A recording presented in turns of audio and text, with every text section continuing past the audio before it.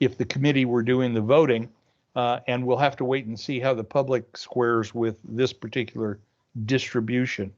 Next slide. Again, the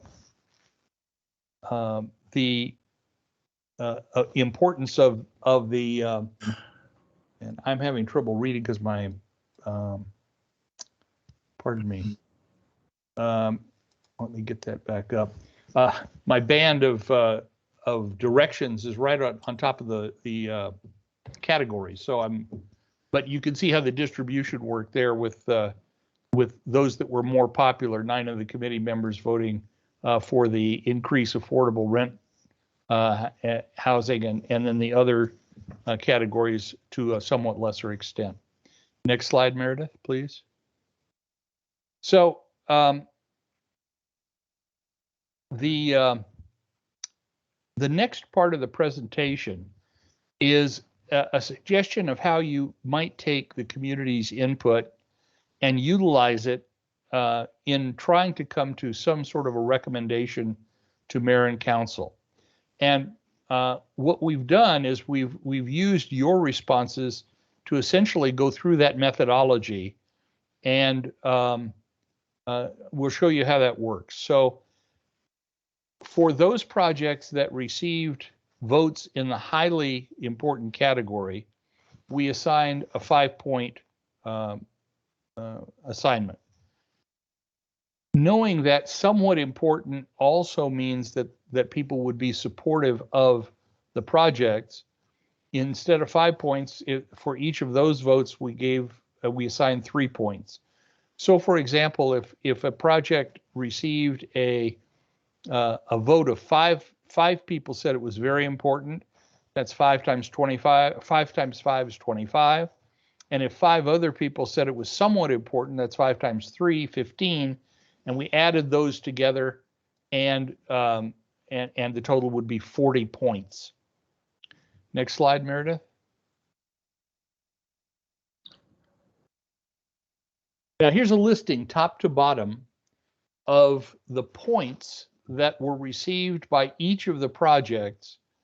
There are in total 30 projects that you have been considering that were presented to you over time by the various staff in the 4 areas.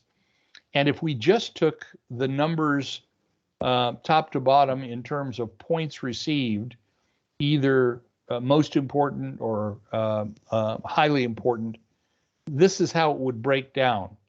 The one that received the most point votes was the city-owned housing redevelopment project in housing.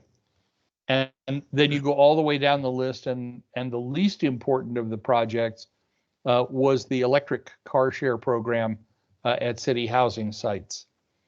Now that's simply taking those that received positive importance votes.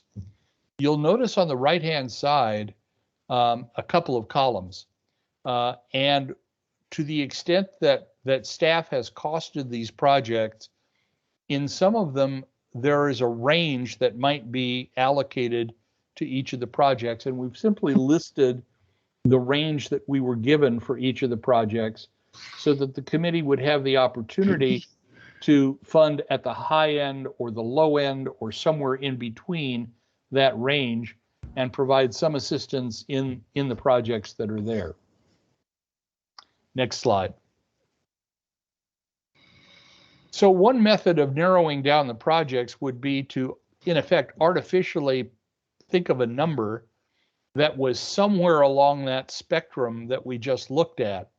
We took 48 as a number that we wanted to live with, and I'll be honest with you, we did it in part because we had to get down to the number 48 to include some of the public safety projects that were listed. And for an illustrative purpose today, I wanted to make sure that we had projects in all categories that were under consideration. So we used the number 48. And any project that received at least 48 points or higher is on this list. Next slide.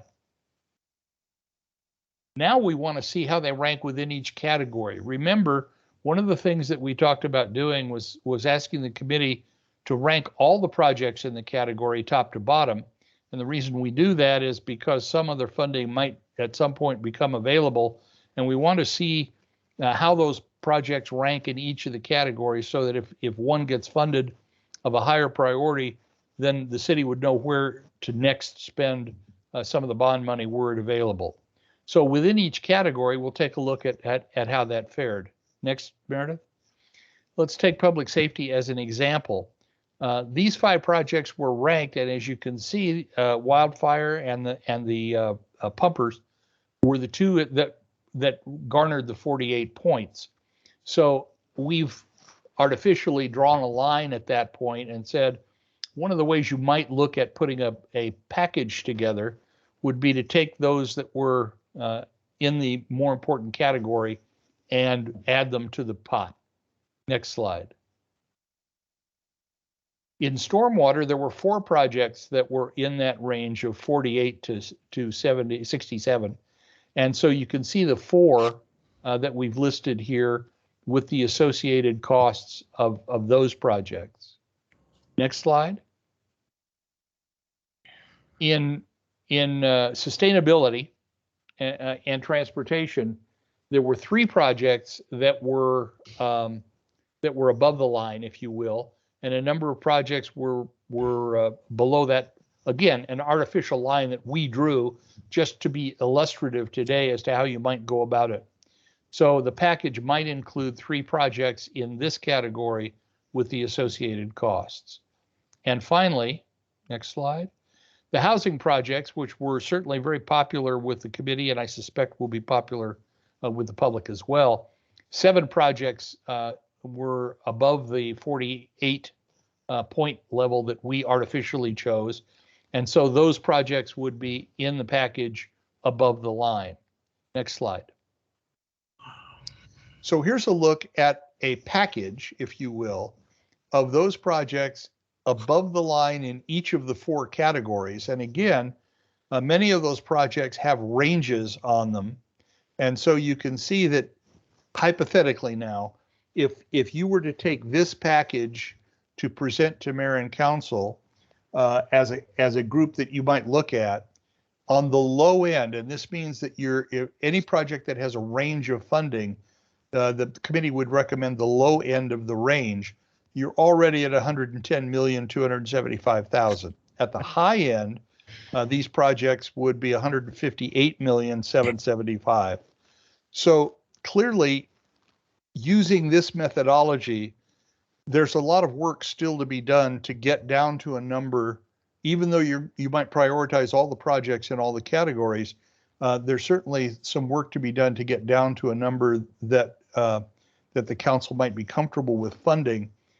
And that would mean that you would need to go through this list as well as the other projects and have full discussions about what should be put in, what should come out, what should be at a lower level, and so on. Next slide. So our recommended methodology for the committee would be to review the results from the community survey, which should be available to us next week, and then for the bond committee to take the rest of their deliberative time, not necessarily to compare today's rankings with the community rankings, because it's not really an apples to apples comparison, but rather to suggest that the same methodology might be used by the committee, should you wish to do it, that would give you an opportunity to take a look at how each of the projects relatively ranked with the public, and to begin to put a package together using the 4 categories that we've been working with to finalize a group of those categories to mayor and council. Those would need to be finalized by May 5th with a final presentation and vote for May 12th. And with that, I think the next slide will ask for questions, and if it doesn't, I will ask for questions. Greg? I just thought I'd take the opportunity, by the way, I referred to our committee as commission earlier. I apologize for that. Steve, I'm wondering if you could enlighten our commission as to how many people participated in the community survey and what your thought, without getting into any results, which comes next week, but just how successful you think the survey went and so forth. Thank you. Sure. And we based our goals on community surveys that had been done in the past in Flagstaff. We had over 1,000 responses to the survey, and we believe that the number we'll be looking at once we adjust it for demographics and reflecting the community, we're going to use a number of roughly 500. It's 481 responses that we will actually share with the committee, which will represent essentially the same kinds of percentages that have participated in prior surveys with respect to the demographics that we have asked people to share with us. We feel very comfortable that a number over 400 will give you a very good look at how the community is feeling about these projects. But remember, they're giving us a first impression look. They've not had the benefit of the information that the committee has had from presentations in depth on these projects. And so it's not an end point, it's a starting point. It's a first impression. But I think it will be very instructive as we go over that list next time we meet. Happy to answer questions if anyone has them. I'm happy to go back over any part of the presentation that you might want to zero in on.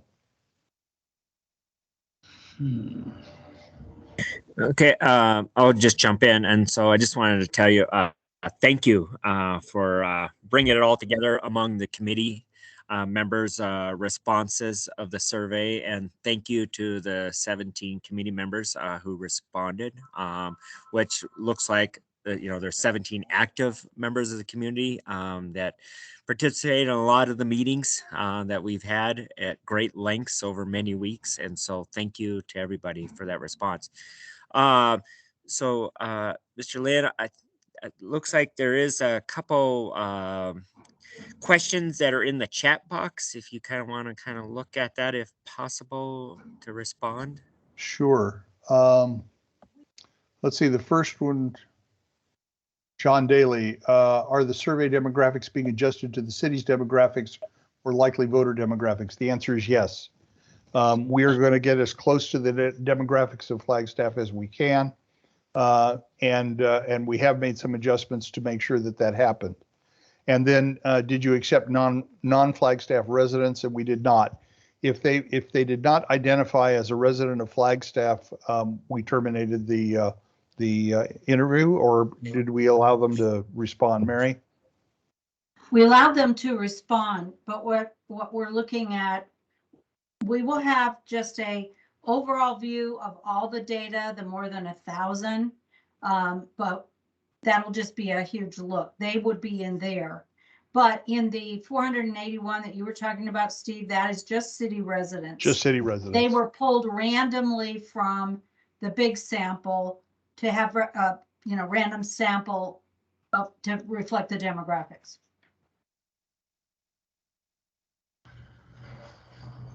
Then also, John Daly, one of the committee members, had his hand raised after you answered his question, Steve.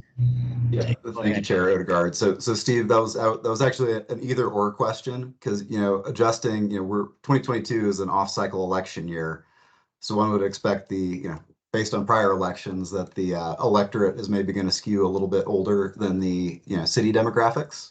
So if you adjust the survey respondents to city demographics, that might not be predictive of outcomes in the election. I appreciate that, John, and we understand that, and so we'll take that into account when we do the adjustment. Okay, thank you. All right, thank you, Steve. And Vice Chair White had a question concerning why the responses get dropped from over 1,000 to 481. Well, the responses didn't drop. We had over 1,000 responses. What we want to be able to do is to match the demographics of the last community survey. And by doing that, because it was a successful survey, the number you wind up with to match those percentage-wise is 481.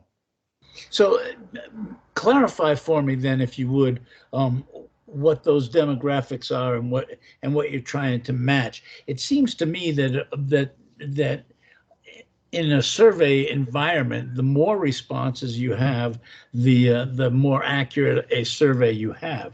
And so it doesn't seem like you want to really cut responses out. But maybe, I don't know, maybe, you can help me there. And the other thing is, if you look at registered voters, expected voters, and then survey responses, the number keeps getting smaller and smaller and smaller. And therefore, is it less accurate, or in terms of more specificity, do you feel that it's more accurate? Well, as you know, with survey research, there's a certain number of responses you need in order to have the confidence in the survey that the results are something you can use to be predictable. And that varies depending on the universe of what you're trying to survey. But just to give you an example, if somebody were doing a survey of the entire state of Arizona, generally speaking, a statistical sample of 600 would give you a very high efficiency rating of how the people of Arizona feel. Really? So in this instance, what we try to do is to match the demographics of the city as we know it, in terms of age distribution, in terms of ethnicity, in terms of other things, so that we have a high confidence that the sample that we've taken, the 481, will match the demographics of the city in a way that will be predictable. And really, that's the better way to do it statistically. And just to chime in, some of the surveys that predict presidential elections have a survey sample as small as 1,200. Just to put that into perspective. So if a sample of nearly 500 is a good sample, we'll be able to do cross tabulation so you can see how male versus female, older versus younger, et cetera, how they compare.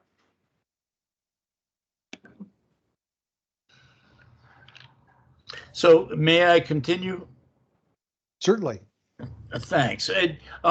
You kept saying in a couple of cases that we had work to do, and you know that our job, of course, is to make recommendations to the city council. The city council will then select a slate, and then you guys will design the ballot questions, and the education process for the voters will begin.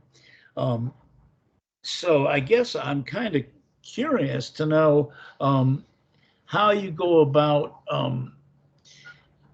educating the public, or when you say you have more work to do to educate, who are you trying to educate? Are you trying to educate us? Because we had a fairly decent exposure to the presentations and to the ballot issues that you want us to consider editing or narrowing down to present to the council. So I guess what I'm trying to get to is the difference between education and advocacy, number one, and number two, if we're already looking at 158 million, and we need to have that essentially, or maybe we don't. I mean, maybe we recommend the whole 158 million. I'm certainly not in that boat, but what are your criteria for deciding where you need to enhance your educational efforts? Well, there's a lot in that question, Al. Let me unpack a little bit of it. I know. I'm sorry. No. I want to be. It's a very good question. I want to be very responsive to the question as you ask it. Let me first say that when I made that reference of more work to do, it was certainly a forward-looking comment, not a current comment. In other words, the committee was just trying to demonstrate a methodology here. So my presumption would be that if the community survey comes back with similar results, and by that I mean a large swath of the community would say that I don't know how to rank a project because I don't know enough about the project. If that's the response from the community, then what needs to happen is a more robust education campaign on the one hand, and an advocacy campaign on the other hand. And let me be clear that once the mayor and council set the date for the election and have agreed to the package that we're talking about, city staff can no longer be advocates. They can be educators, but they can't advocate for passage. That means that they can go out and present to community groups and organizations and anyone else who's interested. They can hold public meetings and explain the projects in more detail to anyone who is interested in hearing them. We also will make sure that the ballot language, or the language that goes into the pamphlet, is as helpful as it can be in understanding the projects, so that somebody taking the time to read the ballot pamphlet would have a somewhat better understanding of what they're voting for. Beyond what the staff can do between the time the mayor and council decide and the election, one would hope that another group of citizens would come together and provide the advocacy piece, which would not only be public education, but taking the final step and urging people to vote yes. And that would happen outside of city staff because they're prohibited, but citizens certainly can play that role and can be more of an advocacy group. So I didn't mean to suggest that this group needed more education, and I didn't mean to imply that in any way. I'm just saying, if the community results mirror some of the decision, some of the information we got from the committee of not being able to judge some of the projects as to whether they're important or not, there's work to be done. Okay. All right. Thanks. And that helps. I guess the other point or concern that I have, that in the past, when the city has the council has made a decision and the ballot language is written, those projects are then presented to the public, not in the form of advocacy, but in the form of education by the city.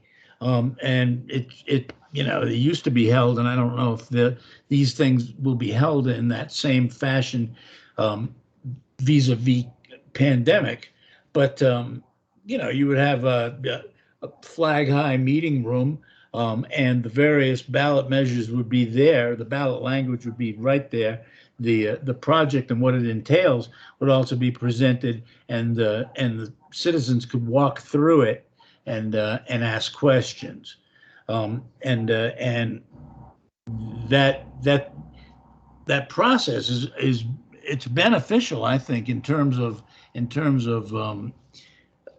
getting voters to turn out.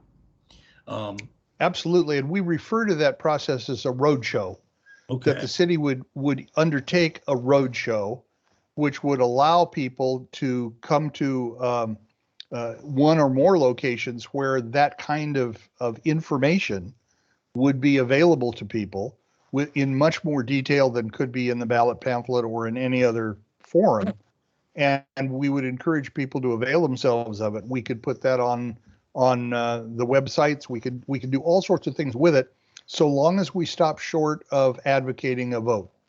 And so we could do all the explaining that we wish to do, so that there's clarity about the projects and what they would achieve, without urging people to vote one way or the other. Okay, thank you.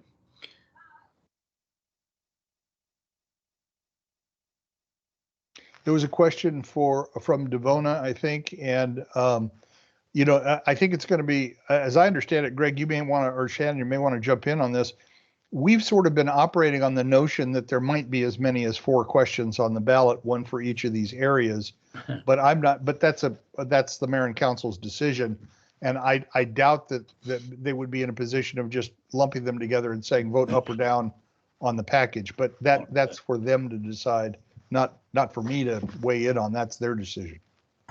Yeah, and I see Miss Anderson has her hand up to help answer that question from one of the committee members, Devonna. So go ahead, Miss Anderson. Yeah, thank you, Chair Odegaard. Hi, everyone. It's good to see you. So the question about multiple bond packages, that's our plan at this point in time. We do have a group called the Alliance, where we meet with other governmental and education institutions that also have the ability to go and request a bond of the voters. So we're going to check in with our partners to see what else we might see on the ballot, because that can help us make a decision as to the number of bonds that we're proposing. Voter fatigue is a real thing, and so we have to keep that in mind with the number of questions that we're asking of the voters. So a final decision hasn't been made. We're taking in all of these points of data and interest in order to make an informed recommendation. I hope that answers your question, Devonna.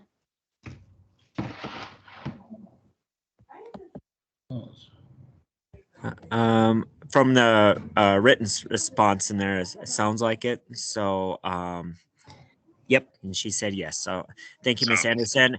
As you mentioned, voter fatigue, questions, but, we also have to be aware of the realm that the community is facing pressures concerning inflationary items that's really happened. And so a lot to think about. So I do see one of the committee members, Ron, had his hand raised, so go ahead. Thank you, Chair. Mr. Daly brought up an interesting issue regarding demographics, off-cycle elections. Are the voter choices going to be skewed by the demographics that we're having? In fact, is the community not being represented potentially being represented at this election, and therefore different demographics will skew towards different issues? That's the question. Well, I'm not sure I understand exactly what you're getting at. In terms of skewing, our goal is to have the results of the survey be as representative of the community as we can. And the reason we ask about voter participation is simply to give you the best information we can from those who regularly vote, because they're the ones who likely are going to vote on this package in November. So it doesn't skew anything from our standpoint of reliability on the numbers, but it really informs the group as to how those most likely to decide the question are thinking at this time. Yeah, I apologize. I wasn't clear. Let's say this was a presidential election and we had the entire NAU community come out. So we had a very, very young voter base because it was a broad election. Isn't it possible, if the bonds were offered then, that the vote would skew towards housing versus an issue that may appeal more towards an older demographic, so that who shows up in the election will have a greater impact on what bond decisions are made versus having broad representation and a more representative bond decisions made based on that public? Well, that's absolutely correct, and that's the same that could be said of any election on any subject. If more Democrats showed up than Republicans, the Democrats would have a better day that day. If more Republicans showed up, it would be the reverse. We can't predict with any certainty who ultimately will vote. The best we can do is predict from history who's likely to vote. And what we've then tried to do is match the voter registration demographic, if you will, and the population demographic in the community, but we certainly understand the impact that the university has. And the question, is always difficult in terms of those students who are registered to vote locally or registered to vote in their hometown and do their voting where they live permanently rather than where they go to school. But your point is well taken. If, for example, a great number of locally registered younger people were to go to the polls, certainly their priorities would have more sway than were they not to go to the polls. The difficulty in predicting that is that we simply, for all of the reasons that we just discussed about economy and everything else, we're not certain as to who will turn out this time around. What we do know is that habit is generally predictable, and it means that those who generally vote will generally vote this time. Thank you. All right, thank you. And then I see Miss McLaughlin has another question. If you could answer that, Steve. Is it in the chat, Greg? Yes, it is. I'm having a little trouble with my toggle switches here. Let me get into the chat and I can read it to you, Steve. Thank I you. can read it to you. It says, can we get the survey data, both the total data from the 1,000 responses and the adjusted data based on voter demographics? So can they see both data sets? If you would like to see full data sets from the 1,000, no, we hadn't counted on that. That's beyond what we have contracted to provide. But the answer is to the extent that you want it. I mean, we can certainly give you an estimate to get it. I don't know how useful it is. And the reason I say that is because it was a voluntary survey and it was not conducted by first selecting a random sample. What you're going to get with the 1,000 is whoever decided to fill it out. They may or may not be in any way representative of the community as an entire group. And that's one of the reasons we narrow the group based on trying to match the demographics of the community to get a more accurate read on what the community is thinking. The only point I would make is, and I'll use the example that we just talked about, if for some reason a whole lot of university students, regardless of where they lived, decided that, they've seen that there's a survey out there and they all wanted to take it, we'd have in the 1,000 an overrepresentation of people in that group who may not be the people who are going to vote in the election in the first place. But to the extent that you wish to have all that data, it certainly is there, and we could present it in any way you'd like to see it. If I can chime in, we could, I agree with you, Steve, we could. We are running cross tabulations on the 481, the 500, because to run cross tabulations on all of those, more than 1,000 would just be overwhelming data to get. But certainly the top line numbers, we can look at doing that if that's what everybody wants. But I agree with you, Steve. I'm just chiming in. We're trying to give you the most useful data in terms of decision making, and I think that would be the one that most nearly matches the demographics who might be showing up at the polls, and that's what we tried to mirror. So how do you know who that is? How do you know? Because they answered the survey question about being most likely to vote? Well, that's why we asked the question, to get that kind of information. Huh. If you put out a survey to the community and you say, come one, come all, answer the survey, what you get is anybody and everybody who wished to respond. Right. Whether they had intentions of voting or not, whether they live in the city or not, whether they, whatever their reason for filling out the survey, maybe they had a bad day at the office and they wanted to be negative about something. I have no idea why they would fill out the survey. If we're going to have the survey be useful, and by the way, I just want you to understand that this survey is not the be all and end all of surveys. We hope to do Sure. more survey work as we get closer to the election to find out what people are really thinking about these issues once the issues are decided. All So, we're trying to give the committee, let me just finish the one thought, and all sure. we're trying to give the committee is the community's first impression of these projects to assist you in putting your recommendations together. That's the sole purpose for this exercise. Well, so what I'm hearing here is that out of 1,300 people that bothered to answer, only 481 said they were likely to vote. No, that is not correct. Okay. Many more said they were likely to vote. And what we did was we adjusted the number to match the community demographics. Okay. So that's kind of, how do you get those? Do you get those demographics from the survey? We have demographics from the community and we have demographics from prior surveys. We have both. We looked at the demographics as they are on the Flagstaff City website.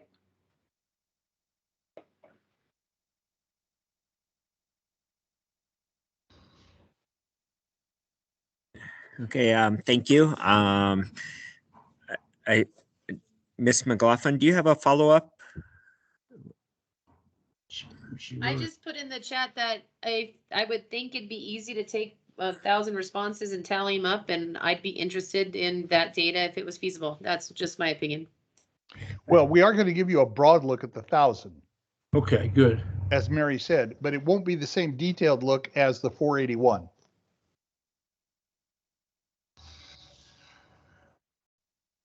Okay, I think that's fair.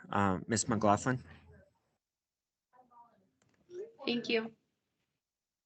Okay, thank you. Mr. Ghetto does have a question in the chat box. I'll just read it real quick. Did all 481 you accepted also say they would vote? I guess in the 22 election. I don't know yet because I haven't seen the final data. Okay. I think that's I important. thought, I'm sorry, I thought we were only going to take people who said they were going to vote. So I assumed the 481 that matched the demographics of our community were all voters. No? They have said they were likely to vote in some of the categories. We had way more people in a category such as older people. We just did, and those we could easily get the information of those who said they were going to vote. Particularly on the younger voters, it's harder to get a sample. And I have not looked at the final data on that. I believe they all said they were going to vote, but I'd have to look at it for that one segment. Thank you.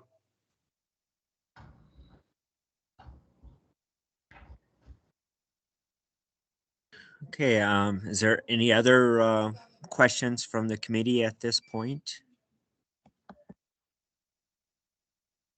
Chair Odegaard, just to sum up, what we've tried to do, and I appreciate all of the questions about survey data and how useful that data will be. Let me restate one more time that the goal of this particular survey, this one at this point in time, was to assist the committee in a first impression look at the kinds of projects that you've been looking at in depth.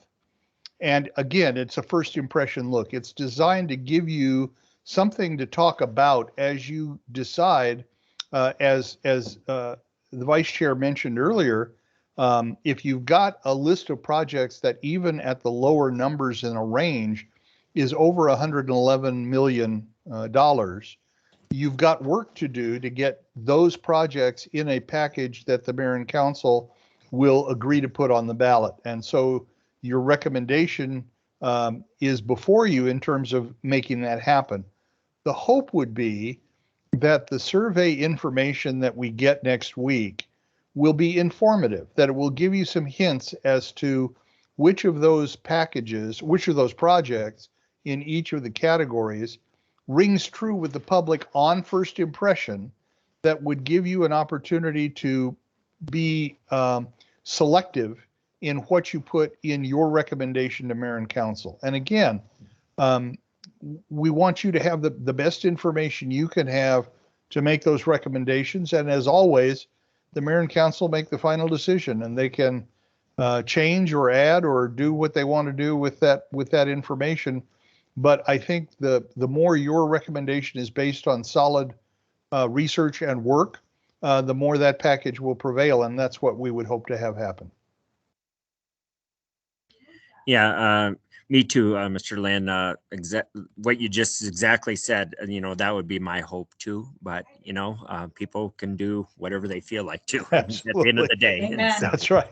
Thank you, Mr. Chairman. I appreciate the time to present it, and I'm very hopeful that when you see all of the data that you'll look at next week, that this methodology will make it somewhat easier for you to begin that deliberation. So thank you. So with that, Mr. Clifton or Ms. Anderson, do you have anything more for the committee at this time? Thank you, Chair. I don't know that I do. And I'm taking note that we're coming up on the 5 o'clock hour, so I'll defer to my colleague Shannon. But on my end, I think we covered good ground today, and thank you. Yeah, and then we have all committed to that 1.5 hours also, and so we do have time if there's anything else that we need to kind of fit in here. I guess, Chair Odegaard, the only other thing I can think of that would be helpful for us to know is you now have the committee survey results for those that completed the survey. Next week, we'll share with you the community survey results. Is there anything else that you believe would be helpful as a committee to help you in your deliberations?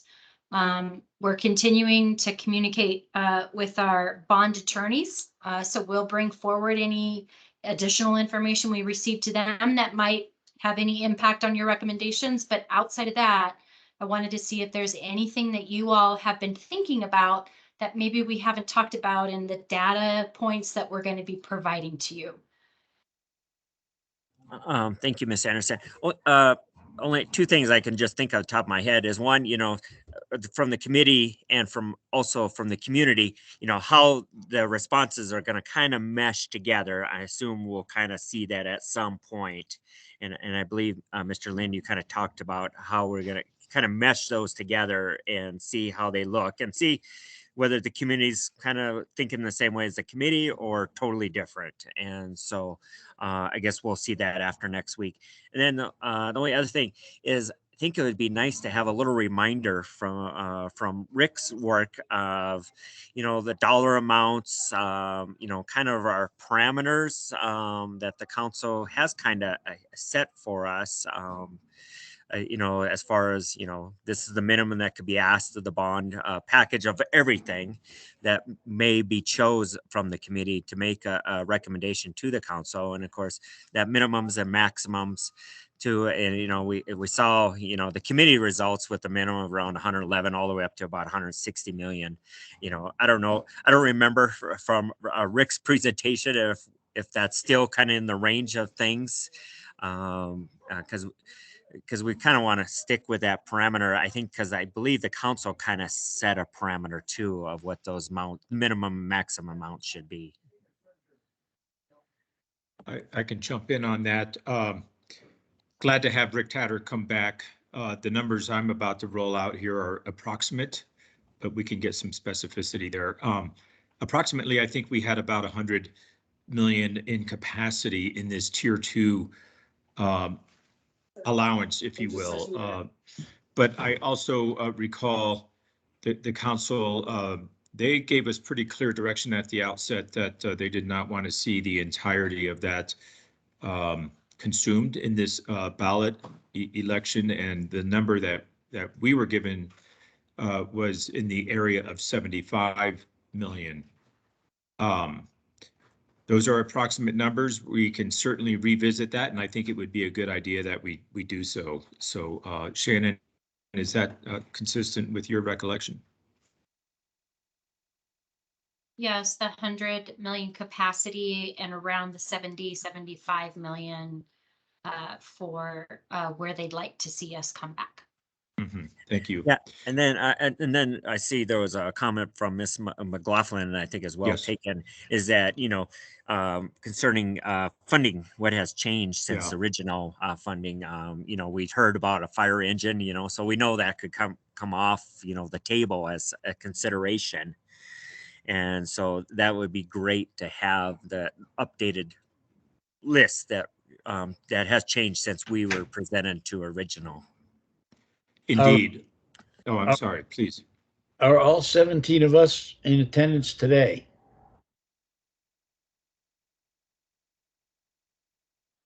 From my little checklist, no, because every week I try to keep a tabulation who comes, and so Sure. no of the 17.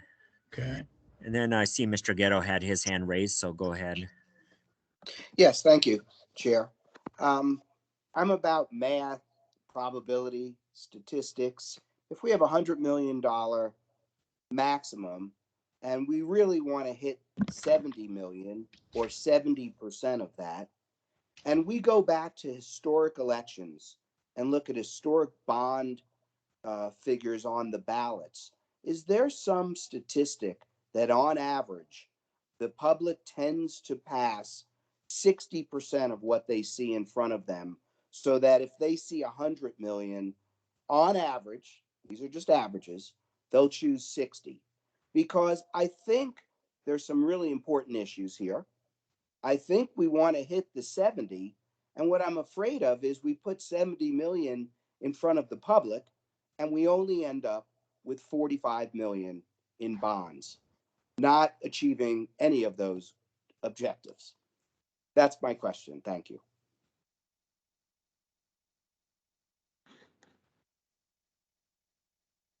So we do have historical information about bonds, so we can pull that information together and review it with the committee. Okay, Thank I you. think that would be helpful. So thank you, Ms. Anderson. Because again, back to the point that started the conversation is, you know, whatever the recommendation is to the council, you know, we want to see success, and if the council does accept the recommendation from the committee, and of course they'll want to see success, and so whatever we can help that kind of help us along that path, that would be great. And then I see Mr. Moore have his hand raised. Go ahead. Thank you. Just a piece of information that I would like to know, if we can glean it from the community survey, as far as the percentage of people that are likely to not vote for a bond regardless of the merits of the bond. I mean, I feel like there are a certain percentage of our population that for whatever philosophical reason will oppose a bond because they don't believe in there's a mistrust of government, or there's a belief that, you know, we should keep our debts low, things like that. Is there anything in there that will give us that sort of information? Not in the current survey, but we might have some data that we could share with you. We'll look to see if there isn't sort of a general kind of rule of thumb, if you will, about the way public responds to bond issues, and we'll see if that's useful. We'll try to provide that to you next week as well. There may be some generalized information across several bond offerings as to what generally the public did with those offerings, and there may very well be a kind of a range of numbers where people are simply adverse to approving any additional spending from a municipality. We'll take a look at that and see if we can't find some. Thank you. Okay, Ms. Anderson, you had your hand raised. Yes, thanks, Chair Odegaard. Steve, I'm wondering if we would be able to look where folks indicated that in their questions, these were not important to them at all. If they were consistent and saying that these were not important to them. I'm wondering if that could help us capture, how many out of all of our responses said this isn't important, because that might indicate those who aren't supportive of a bond. I know it might not be the exact number, but it might just give us an idea. Yeah, I think it might be suggestive, Shannon. It's not predictive. Let's put it that way, but it might very well be suggestive.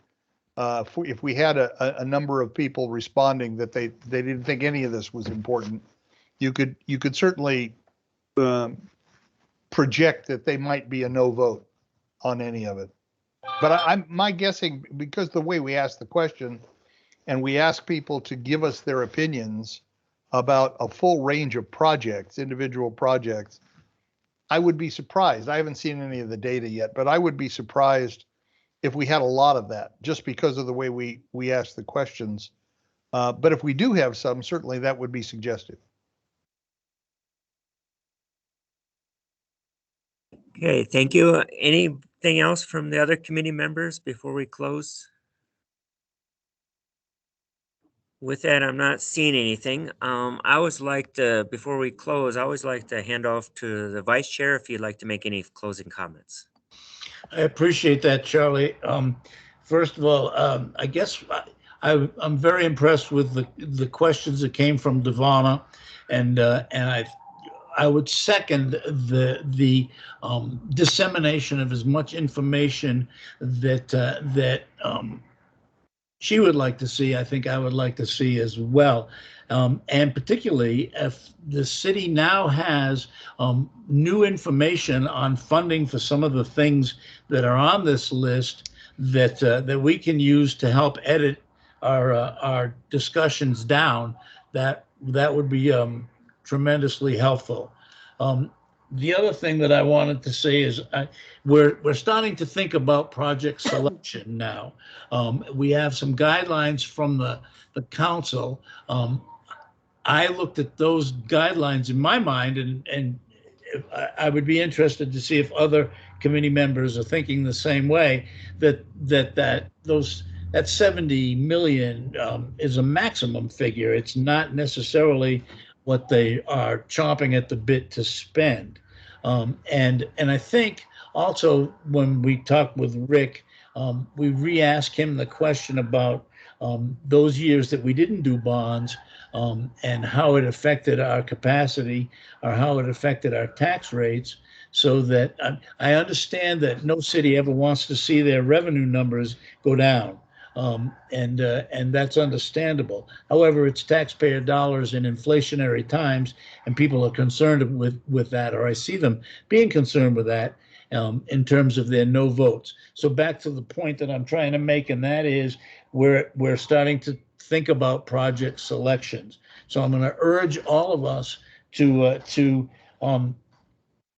have substantial reasons why or why not that they support a particular thing going forward to the council, and in terms of potentially suggested alternatives. And I don't feel that we have to hit the 70 million if we don't have good, solid projects.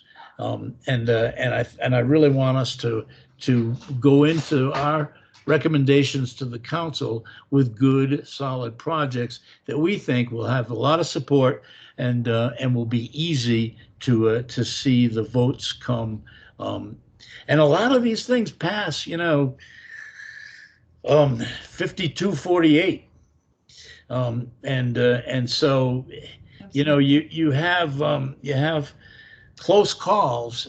And so I think we really need to have some solid reasoning that, we're not going to necessarily put in the bond ballot language, but we certainly are going to put groups that advocate one way or the other are going to utilize.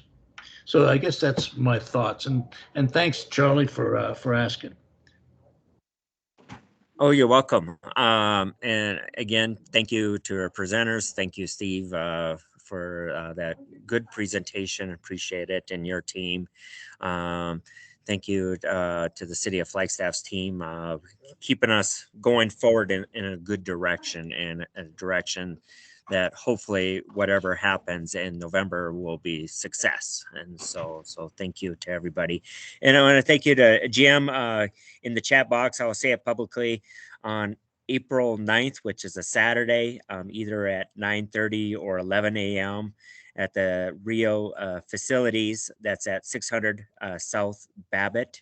That there is going to be tours that will be open to the public to see the facilities that are there.